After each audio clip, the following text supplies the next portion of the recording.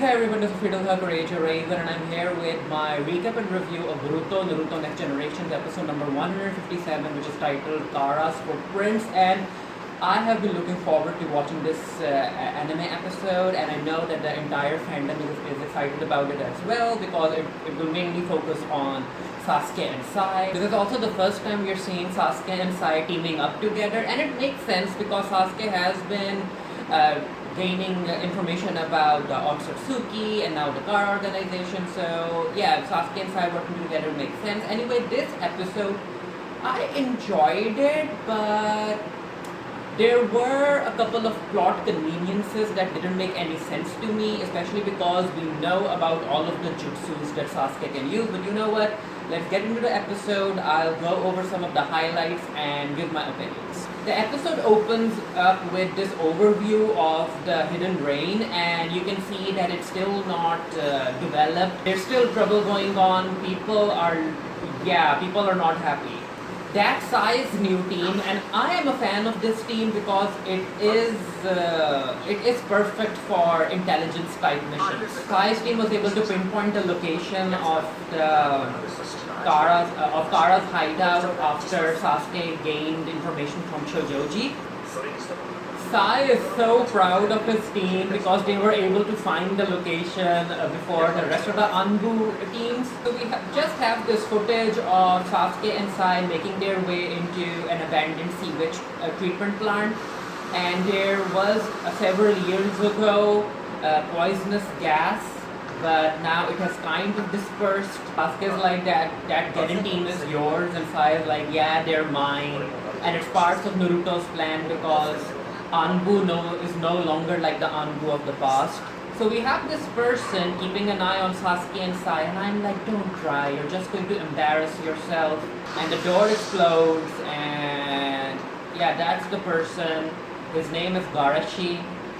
But it's Sai and Sasuke, of course he can't take them down this easily. Yeah. And boom, and done. So his friends were killed by Kara, and he thought that Sai and Sasuke were team members, so he tried to attack them. And this is where we get his kind of backstory where this old person ended up taking these orphans in. Great War left this nation in shambles, and yeah, rebuilding hasn't even started. Naruto really needs to look into this, and also Sakura needs to offer health clinics for the children and other people experiencing PTSD. So he did end up seeing the Kara organization, but he was noticed. So they tried running, but they were attacked by this poisonous gas, and he was the only one who was able to make it out. He's leading Sasuke and Sai into the treatment plant, and the favor that Garashi wants is that Sai and Sasuke need to help him recover the bodies of his dead friends. He uses this rat in order to see in which areas the poisonous gas has accumulated. So he's very careful when it comes to walking through these tunnels. This is where he tells Sasuke that he's angry about what happened to his friends, that's why he continued to explore these passages in order to find their bodies. And that's something that Sasuke can relate to because his revenge for his family and his drive to kill Itachi took up a whole lot of his years. Sai is like, well, what do we do? Sasuke, I'll do it.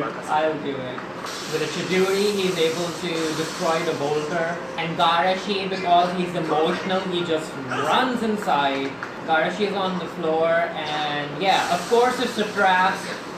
And Sai and Sasuke get attacked like that, and I was like, wait, is this episode saying that someone like Garashi was able to trap Sai and freaking Sasuke?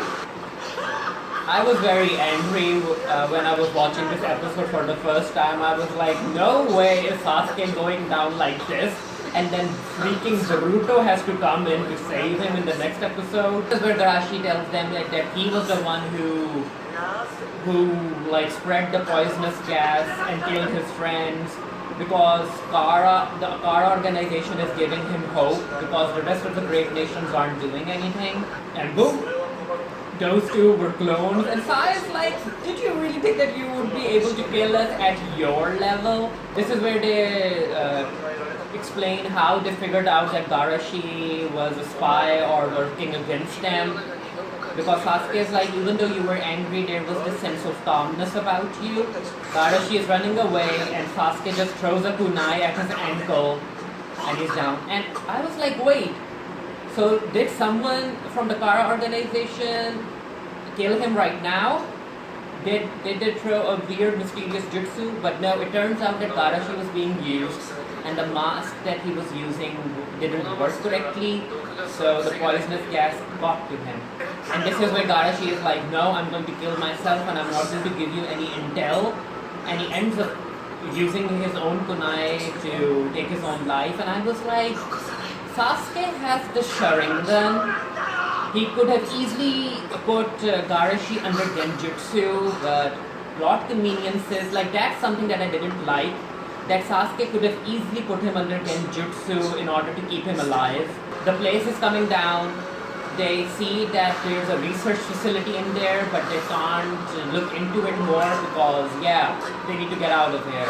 This is where Sasuke is like, you know what, we found out that the Kara organization has sympathizers, and that's something that we need to look into. So basically, the Kara organization has the inner members, which is the main group, and then the outer members, which are the sympathizers. So there's a whole lot of people that Naruto and Sasuke have to deal with. Reporting to Naruto about how there was a research facility, and Sasuke is like, I saw those type of equipment in Orochimaru's hideout. So they are clearly doing biological experiments. So yeah, I wouldn't be surprised if Orochimaru ends up playing a bigger role as the story progresses. Here Sai is like, did you read the report on Katasuke? So apparently, Ino was able to dive into his mind and figure out that Katasuke was being manipulated in order to act weirdly. But now the influence is gone, and Naruto allows Katasuke to continue with his scientific ninja tool research. Because again, with the Kara organization involved, I think there's going to be a whole lot of focus on ninja and science and ninja scientific technology. And here Naruto is like, yeah, I also need to look into helping the Hidden Rain, which I was like, why didn't you try and do this before? Before the episode ends, we get to see the Kara organization. There are 7 people in the organization. The one on the chair is their leader. And he's like, the facility we left behind in the Hidden Rain was destroyed by an outer, so Garashi was an outer member. The facility was long abandoned, so why is it still there? Yeah, there's a mole inside the Kara organization. In the next episode, we are going to focus on Team 7, and they are on a rescue mission for this researcher, and yeah, that's going to link to one of the Kara members as well, so this is exciting. I really want, even though these are kind of fillers, I still want them to be serious and more enjoyable, so let's see what happens.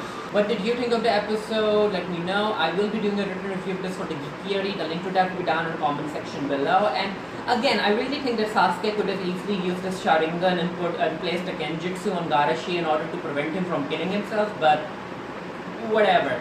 Let me know what you guys thought, and yeah, until next time, stay happy, stay safe, stay blessed. See you guys later.